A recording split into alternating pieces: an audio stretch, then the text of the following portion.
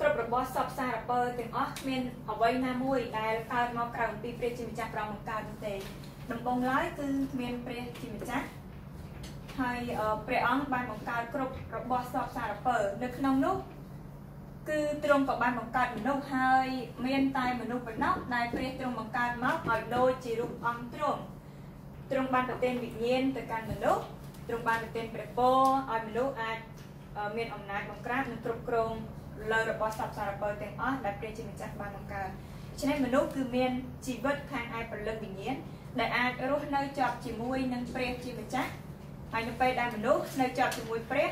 នោះជីវិតមនុស្សនឹងប្រកបដោយសុភមង្គលក៏ប៉ុន្តែបញ្ហាបានចូលមកដោយអរិយបានចូលមកលបួងមនុស្សដែលនាំឲ្យមនុស្សបានប្រព្រឹត្តអំពើបាបនៃការដែលមិនស្ដាប់បង្គាប់ព្រះបន្ទូលរបស់ព្រះដែលជាលទ្ធផលនាំឲ្យមនុស្សនឹងបានដាច់ចេញពីព្រះដូច្នេះមនុស្សដែលមានជីវិតខាងឯព្រលឹងវិញ្ញាណដែលត្រូវតែរស់នៅជាប់ជាមួយនឹងព្រះដ៏ជាព្រះវិញ្ញាណបែរជាមិនស្គាល់ព្រះដាច់ចេញពីព្រះហើយរស់នៅដោយជាប់ជាមួយនឹងវិញ្ញាណនៃអរិយសត្វឋានគឺមនុស្សបានស្លាប់ខាងឯព្រលឹងវិញ្ញាណចឹងមនុស្សនៅតែមានព្រលឹងវិញ្ញាណប៉ុន្តែជាព្រលឹងវិញ្ញាណមួយដែលមិនអាចស្គាល់ព្រះមិនអាចនៅជាប់ជាមួយព្រះនិងមិនមានទំនាក់ទំនងជាមួយព្រះបានមនុស្សដែលដាច់ចេញពីព្រះជាម្ចាស់អត្តសញ្ញាណរបស់គេគឺคล้ายជាកូនរបស់អរិយរស់នៅក្នុងជីវិតដែលធ្វើជាទេសកលបម្រើអរិយហើយនៅក្នុងជីវិតគឺពោពេញដោយបញ្ហាมันអាចមានសុភមង្គលហើយនៅពេលដែលស្លាប់ទៅបញ្ហាទាំងអស់ហ្នឹងក៏មិនជាប់ដែរគឺត្រូវវិញ្ញាណហ្នឹងគឺត្រូវទៅតាមអរិយសត្វឋានរហូតអស់កលហើយ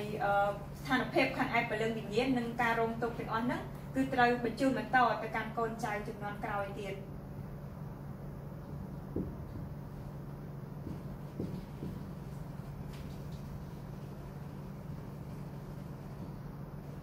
ក៏ប៉ុន្តែព្រះជាម្ចាស់ដែលព្រះអង្គស្រឡាញ់មនុស្សលោកដល់ម្ល៉េះ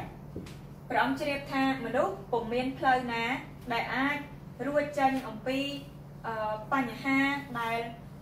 កំពុងតែមានអរិយសត្វឋានចាប់ជាប់កំពុងតែធ្លាក់ចុះនៅក្នុងអំពើបាបនិងកំពុងតែរស់នៅដោយដាច់ចេញពីព្រះជាម្ចាស់វាគឺជាបញ្ហាឬគល់ដើមគឺមនុស្សមិនអាចដោះស្រាយបានឡើយដូច្នេះបានជាព្រះអង្គបានប្រទានសេចក្តីសន្យាថាទ្រង់នឹងចាត់ព្រះអង្គសង្គ្រោះឲ្យយើងមកហើយព្រះអង្គសង្គ្រោះដែលយើងមកគឺនាមថាព្រះយេស៊ូវដែលទ្រង់យើងមកជាព្រះគ្រីស្ទព្រះយេស៊ូវដែលជាព្រះគ្រីស្ទព្រះអង្គយើងមកកាន់បំផ្លាញក្បាលអរិយសត្វឋានគឺរាល់អំណាចកិច្ចការអរិយសត្វឋានទាំងអស់គឺព្រះអង្គបានបំផ្លាញចោលទាំងស្រុងហើយទ្រង់ក៏បានយាងមកដើម្បីដោះស្រាយនៅរាល់អំពើបាបទាំងអស់របស់យើងគឺទ្រង់បានដោះស្រាយចាប់ពីឫសគល់នៃបាបដើមដែលនាំឲ្យមានគ្រប់បញ្ហាទាំងអស់បានចូលមកប៉ុន្តែប៉ុណ្ណោះព្រះយេស៊ូវដែលយាងមកជាព្រះគ្រីស្ទតាមសេចក្តីសន្យារបស់ព្រះហើយជាព្រះអង្គសង្គ្រោះទ្រង់បានយាងមកជាផ្លូវឲ្យយើងរាល់គ្នាអាចត្រឡប់ទៅឯព្រះជាម្ចាស់វិញកិច្ចការទាំងអស់នេះព្រះយេស៊ូវទ្រង់បានសុគតនៅលើឈើឆ្កាងហើយព្រះអង្គបានកម្ចាយលោហិតរបស់ទ្រង់ដើម្បីបំពេញនៅសេចក្តីសញ្ញាមួយនេះដូចមានចែងនៅក្នុងព្រះគម្ពីររ៉ូមជំពូក5ខ8ព្រះជាម្ចាស់ព្រះអង្គបានសម្ដែងសេចក្តីស្រឡាញ់ឲ្យយើងរាល់គ្នាឃើញច្បាស់ដោយព្រះអង្គម្ចាស់បានយាងមកជាព្រះគ្រីស្ទថាព្រះគ្រីស្ទទ្រង់បានសុគតនៅលើឈើឆ្កាងនោះក៏ក្នុងការដែលយើងនៅមានបាបនៅឡើយផងចឹងអស់អ្នកដែលមានសេចក្តីជំនឿជឿហើយទទួលយកព្រះយេស៊ូវដែលជាព្រះគ្រីស្ទដាក់នៅក្នុងដួងចិត្តនោះយើងនឹងទទួលបានវិជាស្ដាត្រឡប់ក្លាយជាកូនរបស់ព្រះជាម្ចាស់បើយើងជាកូនព្រះនោះយើងនឹងមានព្រះវិញ្ញាណបរិសុទ្ធរបស់ព្រះជាម្ចាស់គង់នៅជាមួយជីវិតរបស់យើងគឺប្រកបដោយសុភមង្គលហើយនៅពេលដែលយើងចាក់ចេញពីផែនដីនេះទៅនោះយើងនឹងទៅជាប់នៅជាមួយនឹងព្រះជាម្ចាស់រហូតអស់កលជានិច្ចដែលយើងនិយាយថាស្ថានសួគ៌ ដូច្នេះគ្រាន់តែអ្នករាល់គ្នាជឿលើការពិតមួយនេះហើយយើងទទួលព្រះយេស៊ូវដែលជាព្រះគ្រីស្ទដាក់នៅក្នុងដួងចិត្តនោះយើងនឹងបានត្រឡប់ក្លាយជាកូនរបស់ព្រះជាម្ចាស់ឥឡូវនេះគ្រាន់តែ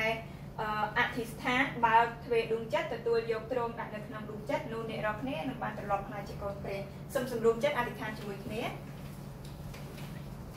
ព្រះជាម្ចាស់នៃសេចក្តីស្រឡាញ់ព្រះជាម្ចាស់នៃសេចក្តីស្រឡាញ់ខ្ញុំជាមនុស្សមានបាបខ្ញុំជាមនុស្សមានបាបខ្ញុំបានរស់នៅដាច់ចេញពីព្រះខ្ញុំបានរស់នៅដាច់ចេញពីព្រះខ្លាចជាបាវបម្រើរបស់អរិយខ្លាចជាបាវបម្រើរបស់អរិយប៉ុន្តែនៅពេលនេះខ្ញុំសូមទទួលជឿនៅការពិតថាខ្ញុំសូមទទួលជឿនៅការពិតថាព្រះយេស៊ូវបានយាងមកជាព្រះគ្រីស្ទព្រះយេស៊ូវបានយាងមកជាព្រះគ្រីស្ទទ្រង់បានសុគតនៅលើឈើឆ្កាងទ្រង់បានសុគតនៅលើឈើឆ្កាងដើម្បីដោះស្រាយនៅរាល់អំពើបាបរបស់ខ្ញុំដើម្បីដោះស្រាយនៅរាល់អំពើបាបរបស់ខ្ញុំហើយទ្រង់បានមានបជនរស់ឡើងវិញហើយទ្រង់បានមានបជនរស់ឡើងវិញបានប្រទាននៅជីវិតដ៏នៅអស់កលមកកាន់ខ្ញុំបានប្រទាននៅជីវិតដ៏អស់កលមកកាន់ខ្ញុំនៅពេលនេះខ្ញុំសូមបើកទ្វេដួងចិត្តខ្ញុំសូមបើកទ្វេដួងចិត្តទទួលយកព្រះយេស៊ូវទទួលយកព្រះយេស៊ូវជាព្រះអង្គសង្គ្រោះជាព្រះអង្គសង្គ្រោះដាក់នៅក្នុងចិត្តរបស់ខ្ញុំដាក់នៅក្នុងចិត្តរបស់ខ្ញុំសូមព្រះយេស៊ូវគ្រីស្ទយាងមកសូមព្រះយេស៊ូវគ្រីស្ទយាងមកគង់នៅក្នុងដួងចិត្តខ្ញុំគង់នៅក្នុងដួងចិត្តខ្ញុំដឹកនាំខ្ញុំ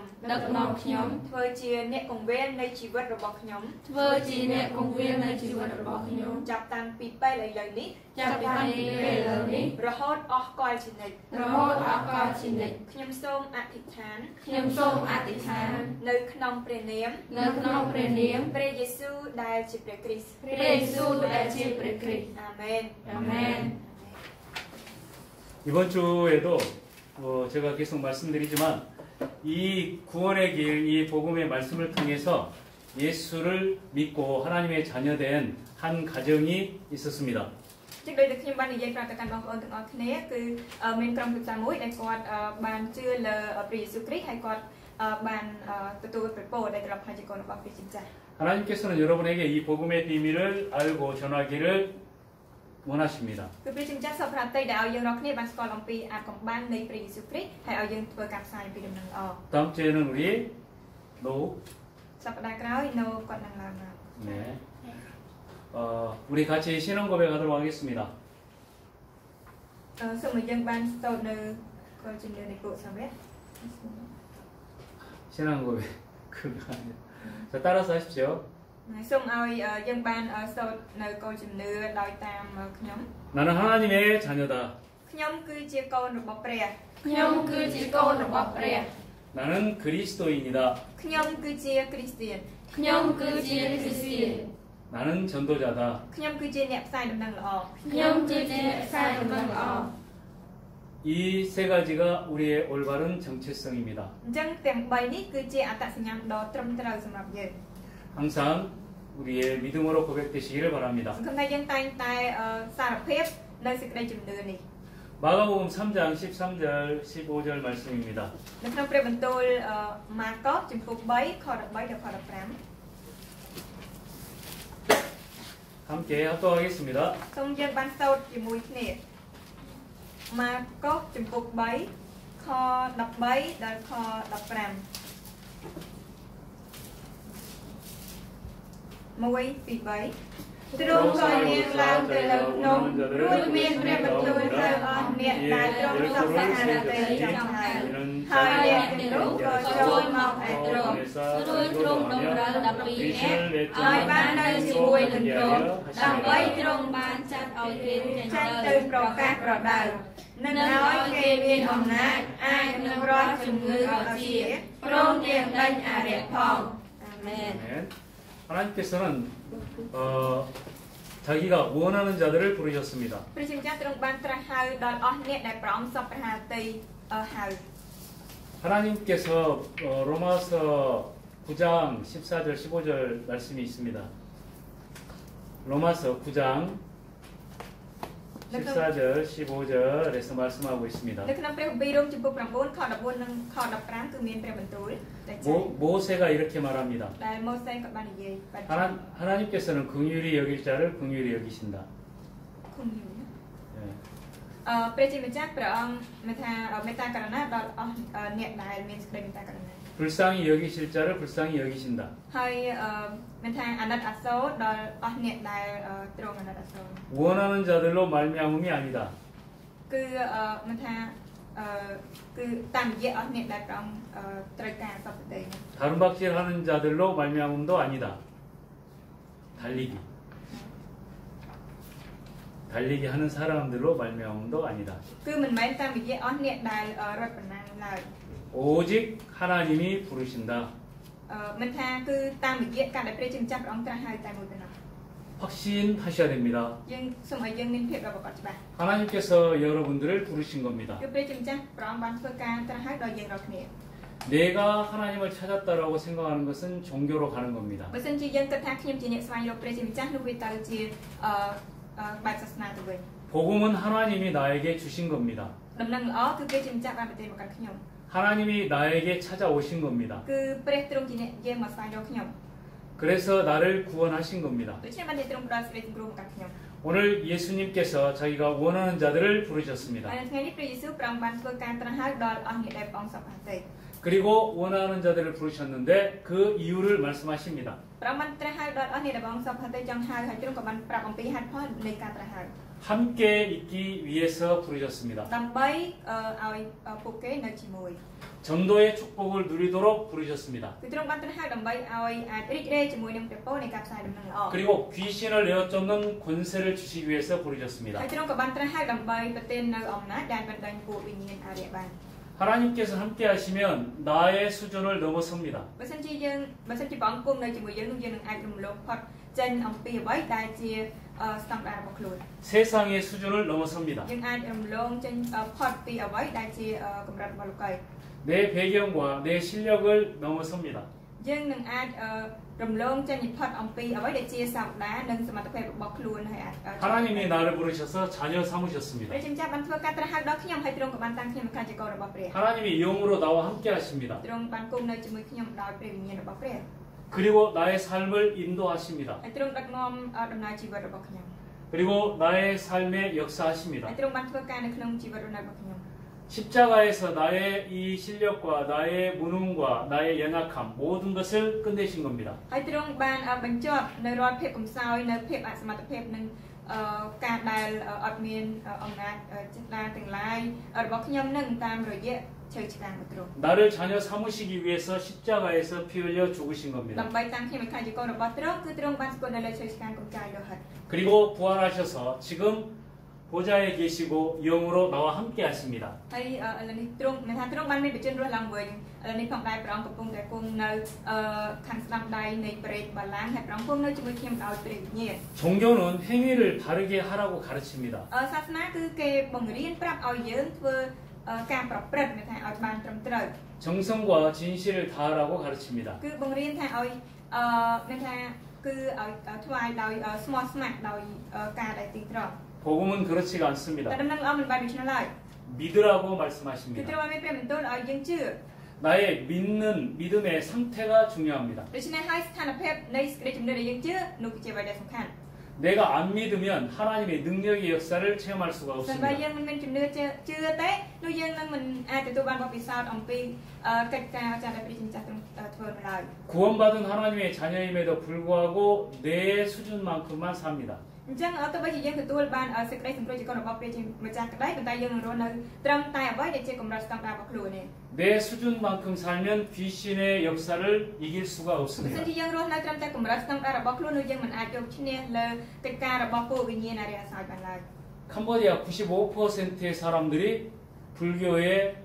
불교를 믿고 있습니다. 95% នៃប្រជាជនកម្ពុជាគឺកំពុងកាន់សាសនាព្រះពុទ្ធ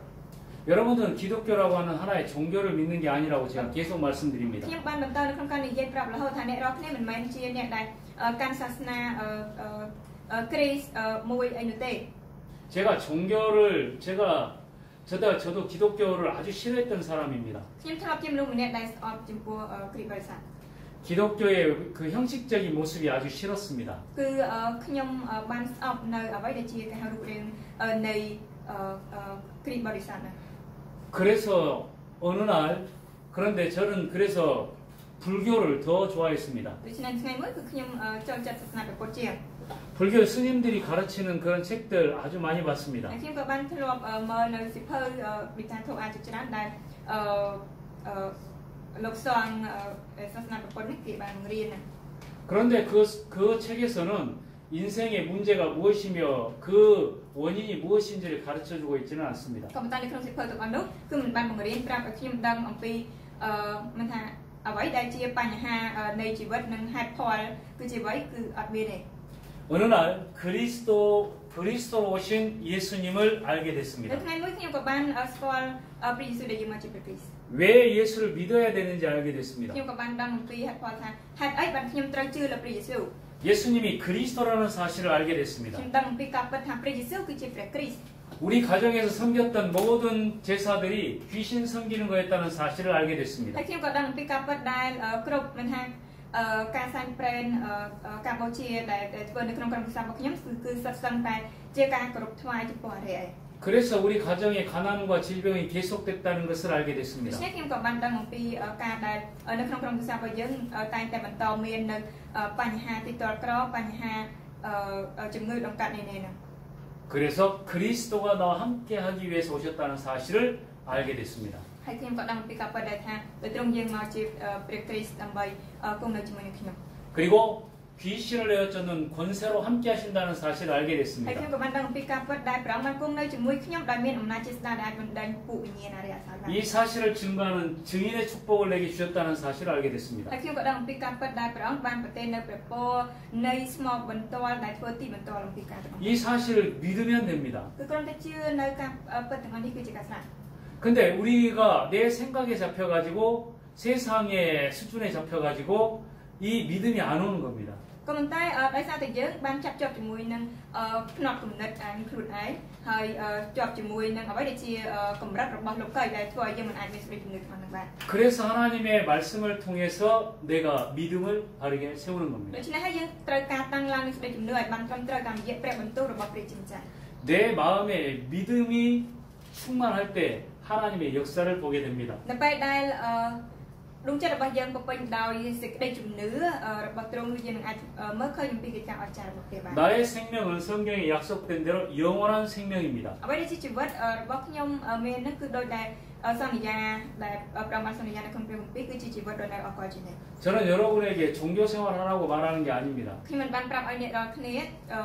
រស់នៅមួយថាដោយយើងជឿលើសាសនាណាមួយនោះឡើយ 여러분은 하나님의 자녀다 이걸 말씀드리는 ខ្ញុំកំពុង 겁니다. តែនិយាយប្រាប់អ្នករាល់គ្នាថាអ្នករាល់គ្នាគឺជាកូនរបស់ព្រះជាម្ចាស់ 세상의 모든 것을 바꿀 수 있는 그리스도인이다 말씀드리는 គឺខ្ញុំ 겁니다. កំពុងតែនិយាយប្រាប់អ្នករាល់គ្នាថាអ្នករាល់គ្នាគឺជាគ្រីស្ទានជំនួសរបស់ព្រះគ្រីស្ទដែលផ្លាស់ប្រែនៅគ្រប់អ្វីៗទាំងអស់បាទ 먹을 것, 마실 것 이런 것 때문에 걱정하는 수준이 아니다 말씀드리는 ខ្ញុំកំ 겁니다. ពុងតែនិយាយប្រាប់អ្នករាល់គ្នាថាមិនមែនអ្នករាល់គ្នាមិនមែនជាអ្នកដែលនៅក្នុងកម្រិតមួយដែលយើងខ្វល់ខ្វាយអំពីការហូបចុកស្លៀកពេលឬក៏ស្នាក់នៅនឹងទេ 그리스도 예수께서 십자가에서 다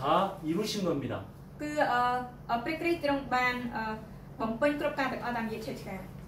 그리고 우리에게 이 복음을 말할 수 있는 전도의 축복을 주신 겁니다. ហើយទ្រង់ក៏បានប្រទាននៅព្រះពរនៃការផ្សាយដំណឹងល្អដែលអាចនិយាយអំពីដំណឹងល្អទាំងអស់នោះមកកាន់យើង 내 실력으로 한 사람도 구원할 수가 없습니다. បើសិនជាពឹងអានទៅលើអ្វីដែលជាសមត្ថភាពរបស់ខ្ញុំសូម្បីតែម្នាក់ក៏មិនអាចសង្គ្រោះបានផង 성령으로 하지 아니하시고는 예수를 주라 시인할 수가 없습니다. បើមិនមែនជាព្រះវិញ្ញាណបរិសុទ្ធរបស់ព្រះជាម្ចាស់ទេនោះមិនមានអ្នកណាដែលអាចនិយាយថាព្រះយេស៊ូវព្រះអង្គគឺជាព្រះអង្គចាស់បានឡើយ 하나님께서 깨닫게 하시고 믿게 하시는 គឺ 겁니다. ព្រះជាម្ចាស់ព្រះអង្គជាអ្នកដែលគេហៅភ្ញាក់បើសម្ដែងឲ្យដឹងហើយឲ្យអាចជឿបាន 우리의 실력이 필요한 게 아니라 믿으면 된다는 말입니다. គឺជាពេលដែលមានន័យថាយើងមិនមែនត្រូវការនៅអ្វីដែលជាសមត្ថភាពអីនោះទេគឺយើងត្រូវសេចក្តីជំនឿ 예수는 우리가 범죄한 것 때문에 십자가에 죽으셨습니다. ដោយការរំលងរបស់យើងនឹងហើយដែល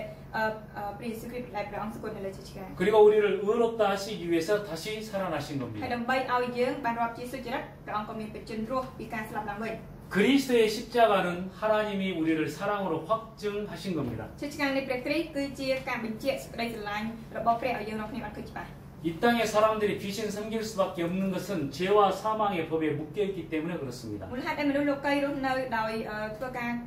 គោរពចំពោះវិញ្ញាណអរិយអសង្ខដោយសារតែពួកគេរាល់គ្នាកំពុងតែត្រូវបានចងជាប់ជាមួយនឹងច្បាប់នៃអំពើបាបនិងសេចក្តីស្លាប់ 계속 말씀드리지만 어둠 가운데 있으면 눈이 아무리 밝아도 하나도 볼 수가 없는 ដូច 겁니다. ខ្ញុំតែងតែនិយាយប្រាប់ទៅកាន់អ្នករាល់គ្នាប្រសិនបើយើងដើរនៅក្នុងទីដែលងងឹតទៅបើជាភ្នែកយើងភ្លឺក្តីប៉ុន្តែយើងនឹងមិនអាចមើលឃើញច្បាស់បានឡើយ 다른 말로 아무리 공부를 많이 한다 할지라도 영적 사실은 알 수가 없다는 말입니다. អញ្ចឹងគឺបើនិយាយពេលមួយទៀតទៅគឺមានន័យថាទៅបើជារៀនបានជ្រៅជ្រះក្តីក៏ប៉ុន្តែគឺមិនអាចឲ្យស្គាល់ដល់អំពីការពិតខាងឯព្រលឹងវិញ្ញាណបានទេ 죄와 사망 가운데 잡혀 있기 때문에 그렇습니다. គឺដោយសារតែត្រូវបានចាប់ជាប់ជាមួយនឹងអំពើបាបនិងសេចក្តីស្លាប់ទៅបាន 그래서 귀신 섬기는 겁니다. អញ្ចឹងហើយដែលនាំឲ្យពួកគេទៅគោរពចំពោះវិញ្ញាណខ្មោចដែលរក្សា 그래서 주님이 우리를 생명의 성령의 법으로 여기서 해방시킨 겁니다. ដូច្នេះហើយបានជាព្រះអង្គម្ចាស់ទ្រង់បានរំដោះយើងចេញពីចំណុចនោះតាមរយៈច្បាប់នៃព្រះវិញ្ញាណបរិសុទ្ធនៃជីវិត 그래서 이제는 은혜의 법 아래 살게 됐다는 អ 말입니다. ញ្ចឹងហើយគឺមានន័យថាឥឡូវនេះគឺយើងកំពុងតែរស់នៅក្រោមច្បាប់នៃព្រះគុណវិញ 은혜의 법 아래 있다는 말은 은혜로서 인생이 되어지는 삶이라는 말입니다. ដែលយើងនៅក្រោមច្បាប់នៃព្រះគុណគឺមានន័យថាជីវិតរស់នៅរបស់យើងត្រូវតែអាចដំណើរការកើតឡើងទៅរួចតាមរយៈព្រះគុណរបស់ព្រះ 이 사실을 믿는 것은 어려운 게 아닙니다. អញ្ចឹងការដែលយើងអាចជឿទៅលើសេចក្តីពិតហ្នឹងវាមិនមែនជារឿងដែលពិបាកនោះទេ 그리스도로 오신 예수님께서 다 끝내시고 믿기만 하라고 말씀하십니다. គឺព្រះគ្រីស្ទយេស៊ូវព្រះអង្គបានយាងមកបំពេញគ្រប់ការទាំងអស់ហ្នឹងហើយគឺទ្រង់បានមានព្រះបន្ទូលថាត្រូវតែជឿ 이 비밀이 나의 복음입니다. ហើយអាចកំបាំងនេះហើយគឺជាដំណឹងរបស់ខ្ញុំ 이 비밀을 말하는 것이 나의 전도입니다. ហើយការដែលយើងនិយាយអំពីអាចកំបាំងរបស់ខ្ញុំទាំងនេះនោះហើយគឺជាការផ្សាយនឹងល្អ 교회 축복 속에서 하나님께서 여러분에게 이 전도로 축복하십니다. អញ្ចឹងនៅក្នុងព្រះពរនៃក្រុមជំនុំគឺព្រះជាម្ចាស់ព្រះអង្គបានប្រទានព្រះពរនៃការផ្សាយនឹងល្អហ្នឹងហើយមកកាន់អ្នករាល់គ្នា 예수 믿고 뭐 사업이 잘 된다, 가정이 잘 된다, 자녀가 잘 됐다 이런 것은 다 속는 겁니다. ការដែលនិយាយថាជឿលើព្រះយេស៊ូវហើយចំនួនរបស់ខ្ញុំបានល្អក្រុមគ្រួសារចម្រុងចម្រើនកូនចៅរបស់ខ្ញុំវាដូចថាបានល្អភាសានោះគឺសុទ្ធតែជាការបួងមិនឆាប់ទេ 나는 예수 믿고 하나님 자녀가 됐다 이게 맞는 말입니다. ពេលដែលត្រឹមត្រូវនោះគឺខ្ញុំជឿលើព្រះយេស៊ូវហើយខ្ញុំបានខ្លាចជាកូនរបស់ព្រះជាម្ចាស់ 하나님 자녀는 나머지 육신 모든 것은 하나님이 되어지게 하십니다. កូនរបស់ព្រះជាម្ចាស់អ្វីដែលនៅសេសសល់ខាងឯសាច់ឈាមទៀតនោះព្រះជាម្ចាស់ព្រះអង្គនឹងបំពេញ 우리를 부르신 이유는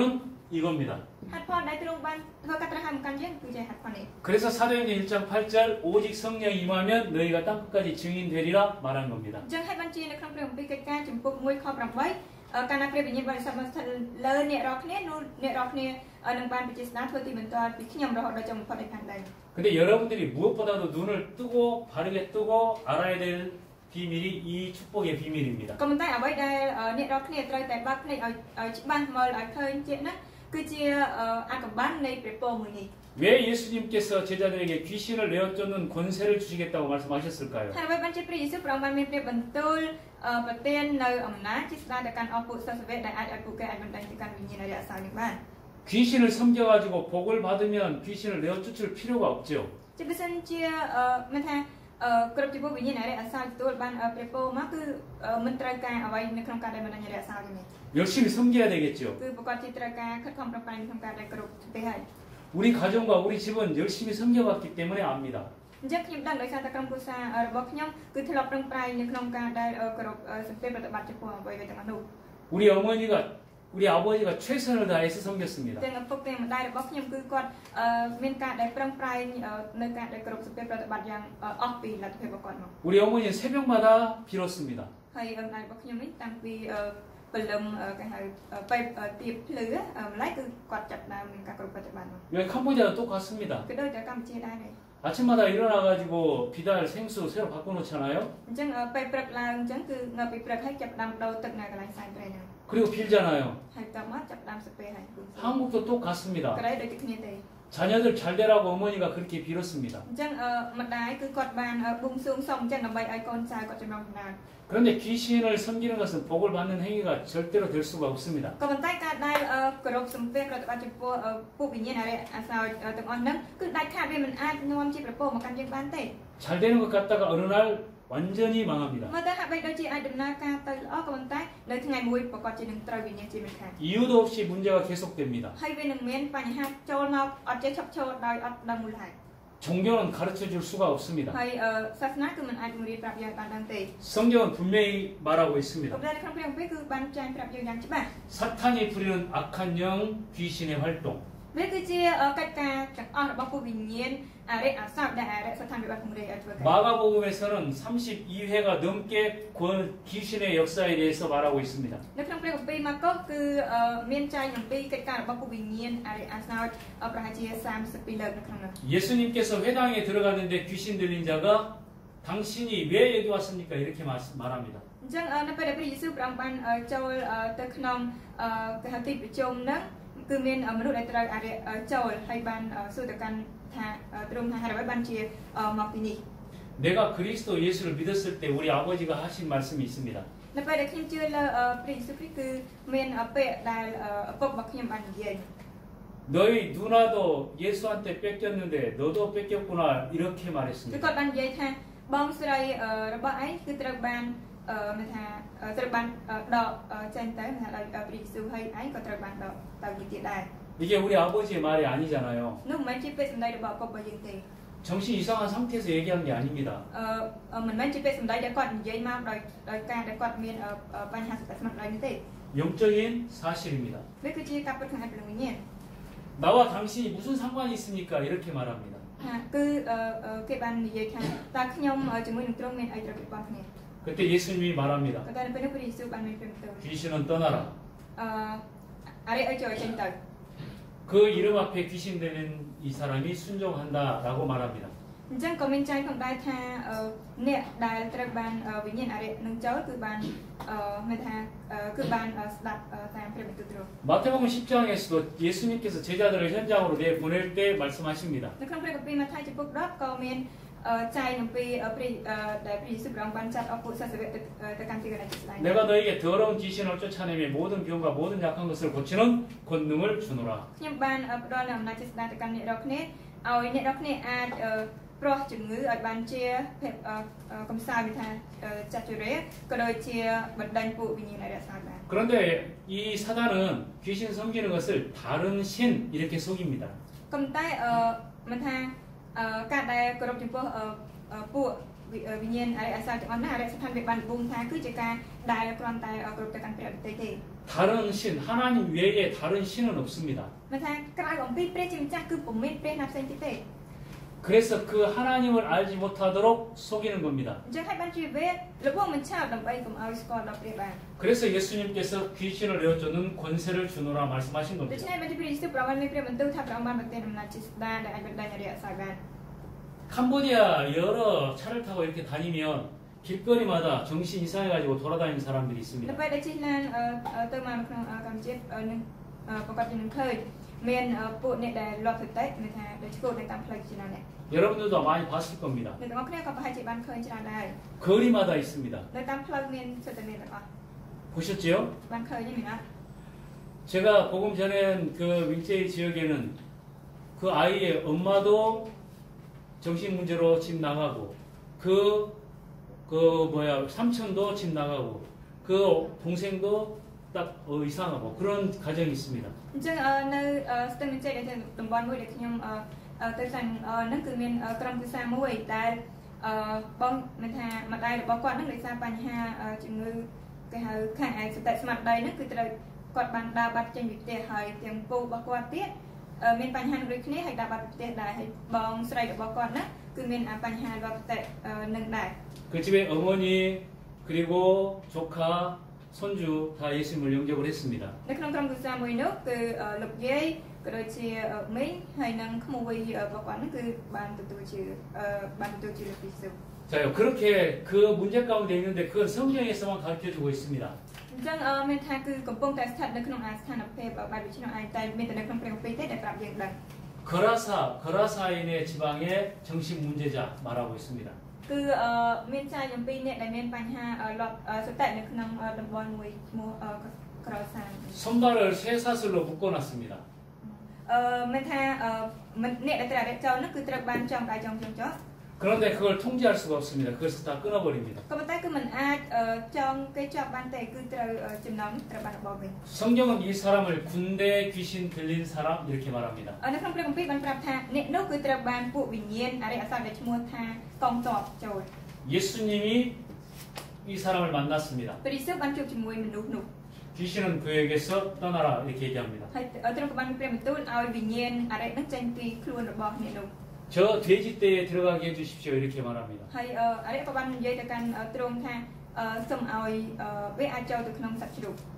당시에 유대인들은 돼지를 키우지를 않습니다. នៅចំនួននោះពួកសាយូដាគេមិនបានចិញ្ចឹមសត្វជ្រូកនោះឡើយ 왜냐하면 율법적으로 돼지는 먹을 수 있는 게 아닙니다. ដោយសារបើទៅតាមព្រះវិន័យសត្វជ្រូកជាសត្វមួយប្រភេទដែលមិនអាចបរិភោគបានឡើយ 그런데 이방인들이 이방 신을 섬길 때는 이 돼지를 잡아서 제사를 지냅니다. ក៏ប៉ុន្តែនៅពេលដែល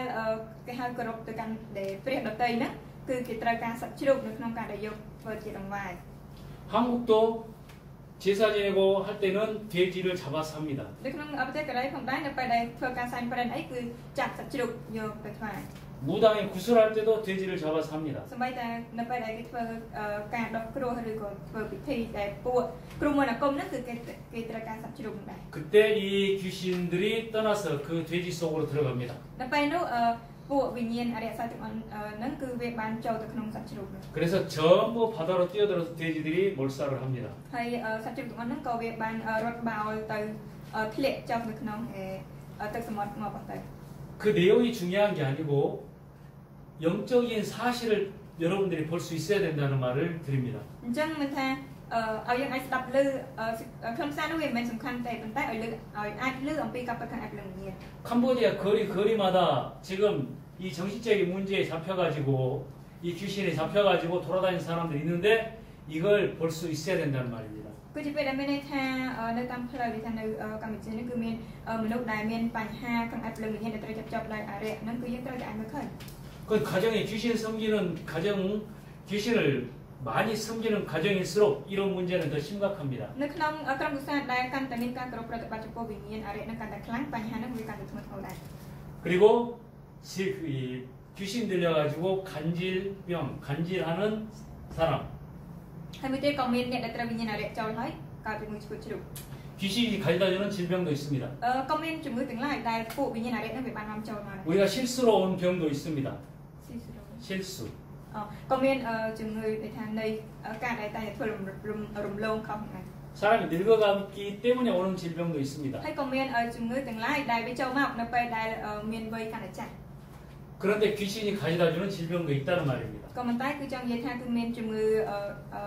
ផ្សេងមានថាជំងឺនានាទៀតដែលអរិយហ្នឹងវាបាននាំចូលមក 그래서 예수님께서 부활하신 이후에 마지막으로 말씀하신 겁니다. អញ្ចឹងបានជាព្រះយេស៊ូវដែលព្រះអង្គមានបញ្ជារស់ពីការស្លាប់ឡើងវិញនេះជាចុងក្រោយទ្រង់បានមានព្រះបន្ទូល 믿는 자들에게는 이러한 표적이 따르리라. នឹងតែជឿ 더러운 귀신을 쫓아내며 គឺពួកគេនឹងអាចបណ្ដេញពួកវិញ្ញាណអាក្រក់នៃវិញ្ញាណអរិយ 병든 자를 치료하게 될 នឹងអាច 것이다. ព្យាបាលអ្នកជំងឺឲ្យបានជា 자요. 예수님께서 처음 제자들을 부르실 때 말씀하신 겁니다. នោះគឺជាព្រះបន្ទូលព្រះបន្ទូលដែលព្រះយេស៊ូវប្រមាណធ្វើការត្រាស់ដល់ពួកសិស្សសាវកឲ្យទ្រង់បានមានព្រះបន្ទូល 부활하신 이후에 하늘로 승천하시기 전 마지막으로 말씀하신 겁니다. គឺជាព្រះបន្ទូលចុងក្រោយដែលមុននឹងព្រះអង្គឡើងទៅស្ថានលើបន្ទាប់ពីព្រះអង្គបានមានបញ្ជារស់ពីការស្លាប់ឡើងវិញ 신앙생활은 영적 사실을 바르게 아는 것입니다. នៅក្នុងជីវិតនេះស្អីជំនឿគឺជាការដែលយើងត្រូវតែស្គាល់អំពីការពិតខាងអភិលំញាណ 그리스도께서 왜 오셨는지에 대한 바른 이해가 필요한 គឺ 겁니다. ត្រូវការយល់យ៉ាងត្រឹមត្រូវហើយអ្វីបានជាព្រះគ្រីស្ទយាងមក 지금 여러분들은 젊은 시대입니다. ឥឡូវហ្នឹងគឺអ្នករាល់គ្នាគឺនៅក្នុងចំនួនមួយដែលវ័យក្មេង 이 캄보디아 평균 연령이 25세입니다. អញ្ចឹងបើសិនជាគិតមានថាកម្រិតស្តង់ដារនៃប្រជាជននៃថាកម្ពុជាដែលមានចំនួននៃថាវ័យដែលច្រើននៃថាចំនួនមនុស្សច្រើននៅក្នុងវ័យទាំងអស់ហ្នឹងគឺស្តង់ដារវ័យ25ច្រើនជាងគេ 한국의 평균 연령은 43세입니다. បើនៅក្នុងប្រទេសកូរ៉េវិញគឺអាយុ43នៃការស្តង់ដារដែលមានមនុស្ស 여러분들이 젊기 때문에 여러분들은 내 의지가 아주 강합니다. អញ្ចឹងថាដោយសារតែពួកយើងនៅក្មេងខ្ចីដូច្នេះហើយវាមានអ្វីដែលជាគេហៅឆន្ទៈនៃការដែលយើងប្រព្រឹត្តចង់ធ្វើអីមួយហ្នឹងវាខ្លាំងដែរ 내 생각이 아주 분명합니다. ហើយគំនិតរបស់យើងហ្នឹងគឺវាគេហៅយ៉ាងជាច្បាស់ហើយវាខ្លាំងទេ 그래서 성경은 말합니다. អញ្ចឹងបាននៅក្នុងព្រះគម្ពីរមានចែង 너희는 청년의 때에 너희 창조주를 기억하라. មិនថានៅក្នុងការដែលអ្នកនៅវ័យក្មេងនៅឡើយនោះចូលឲ្យនឹកចាំអំពីព្រះអង្គម្ចាស់ដែលជាព្រះនៃការដែលបង្កបង្ការរបស់អ្នក 여러분 청년의 때에 이 그리스도 복음의 비밀을 바르게 알고 믿음 위에 여러분의 인생을 세우시기 바랍니다. ដូច្នេះហើយនៅក្នុងដែលយើងនៅវ័យក្មេងនេះសូមឲ្យយើងបានស្គាល់អំពីអាចកំបាំងនៃដំណឹងល្អនៃព្រះគ្រីស្ទហើយឲ្យយើងអាចតាំងជីវិតរស់នៅរបស់យើងនៅលើសេចក្តីជំនឿ 여러분들은 주님이 원하셔서 부르신 사람들입니다. អ្នករាល់គ្នាគឺជាអស់អ្នកទាំងឡាយដែលព្រះអង្គម្ចាស់ទ្រង់សពព្រះハរតីនៅក្នុងការដែលត្រាស់ហើយ 함께 하시는 하나님의 능력을 누리시기 바랍니다. ដូច្នេះហើយសង្ឃឹមថាយើងនឹងអាចរីករាយជាមួយនឹងវិជ្ជស្ដាដែលព្រះអង្គគង់នៅជាមួយនឹងយើង 하나님은 나를 전도로 축복하고 계신다는 사실을 믿으시기 바랍니다. ហើយឲ្យយើងអាចមានសេចក្តីជំនឿជឿផងដែរដែលព្រះទ្រង់កំពុងតែប្រទានព្រះពរនៃការផ្សាយដំណឹងល្អមកកាន់យើង 세상을 바르게 세울 수 있는 예수 이름의 권세를 가졌다는 사실을 믿으시기 바랍니다. ហើយយើងមានសេចក្តីជំនឿជឿផងដែរថាយើងមាននៅ